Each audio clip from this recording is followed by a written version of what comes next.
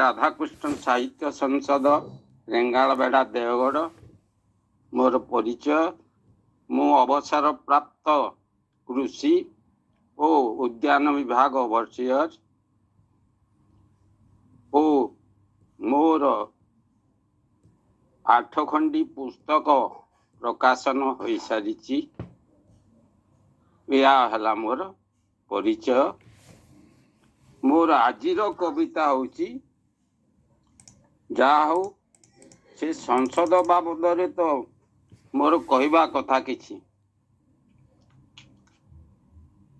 कहीं ना मु ओडिया मो भाषा ओडिया समस्ते ओडिया भाषार गान करुचंती किंतु आजि पर्यंत आमर राज्यर दफ्तर रे ओडिया इंग्राजी बदल रे ओडिया प्रचलन हो पारु नाही। से कविता गोटे लिखी अधाई मु अन्य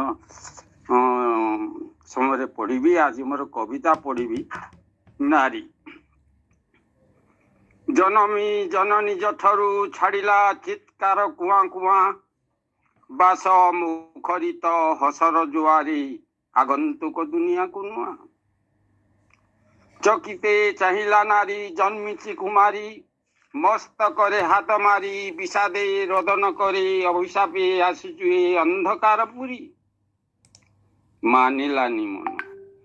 जेणु 10 मास धरिची गर्भरे अटे से ममता महिमा स्नेहर पणत तले उत्थान पतनी गढ़िबता सुनार दुनिया गढ़िबता सुनार दुनिया नुहे छोट झियो आजी नारी अंगे अंगे भरा यौवन बाछि नेब चिर साथी चिर दिन पाई रचिब चिर श्रृंगार गढ़िबता नुआ नीड़ भविष्यत पाई गढ़िबता नुआ नीड़ भविष्यत पाई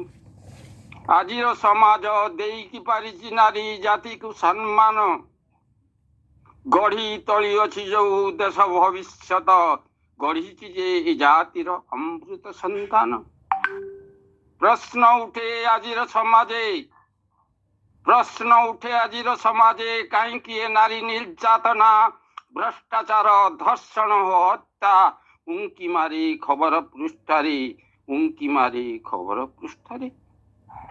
भाजा भग्नी माता रूपे विदित जे महिमंडले करी स्वामी सेवा भाजार रूपरे भग्नी रूपे बांधी रखे जो प्रेमंडरे अनाबिल भातृ प्रेम मन मंदिर रे मार ममता दे तोड़े जो मार कर्तव्य आज यही दुनिया दुआरी नारी प्रति एक वास्तव जय जगन्नाथ।